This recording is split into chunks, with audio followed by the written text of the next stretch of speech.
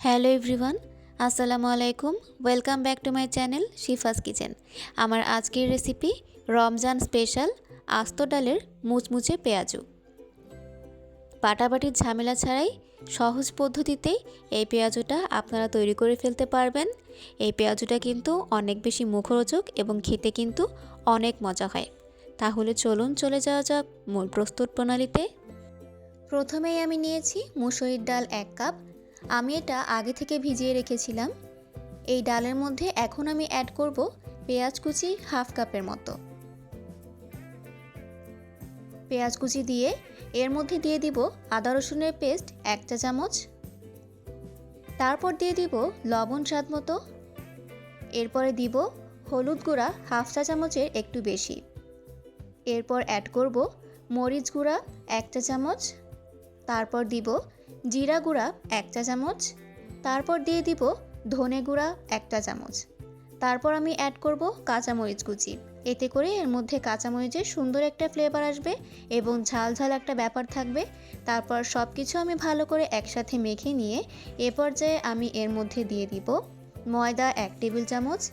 তারপর দিয়ে দিব বেসন 1 টেবিল চামচ। এরপরে আমি অ্যাড করব কর্নফ্লাওয়ার 1 টেবিল চামচ। এতে করে পেঁয়াজুটা অনেক মুচমুচে হবে, খেতেও ভালো লাগবে। এরপর দিয়ে দিব বাইন্ডিংয়ের জন্য সামান্য পরিমাণে পানি দিয়ে এটা আমি ভালো করে মেখে নিব। মেখে নেওয়া হয়ে গেলে এ পর্যায়ে অ্যাড করব ফ্লেভারের জন্য ধনেপাতা কুচি। ধনেপাতা কুচি দিয়ে এটার সাথে হালকা মেখে নিব। তারপর এর মধ্যে অ্যাড করব গরম মশলার গুঁড়া 1 চা চামচ। এতে করে ফ্লেভারটা আরও ভালো আসবে। তারপর সব একসাথে ভালো করে মেখে নিয়ে এরপর একটি প্যানে পরিমাণ মতো তেল দিয়ে তেল গরম হয়ে এলে এর মধ্যে আমি পেঁয়াজগুলো এক এক করে ভেজে নিব। এ পর্যায়ে কিন্তু চুলার আঁচটা হাই হিটে থাকবে। পেঁয়াজুটা একটু শক্ত হয়ে এলে চুলার আঁচটা মাঝারি হিটে দিয়ে দিবেন। ডাল বাটাবাটির ঝামেলা ছাড়াই এই পেঁয়াজুটা কিন্তু খুব সহজেই তৈরি করে ফেলতে পারবেন। পেঁয়াজুটা খেতেও অনেক মজা হয়। এ পর্যায়ে আমি পেঁয়াজগুলো উল্টে দিব। এ পর্যায়ে কিন্তু চুলার আঁচটা আমার মিডিয়াম হিটে আছে। আপনারা চুলার আঁচ প্রথমে হাই হিটে রেখে তারপর মিডিয়াম হিটে পেঁয়াজগুলো ভেজে নেবেন। আমি পেঁয়াজগুলো লাল লাল করে ভেজে নিব। এ পর্যায়ে আমার পেঁয়াজগুলো কিন্তু ভাজা হয়ে গিয়েছে। এখন আমি এগুলো সার্ভ করে নিব।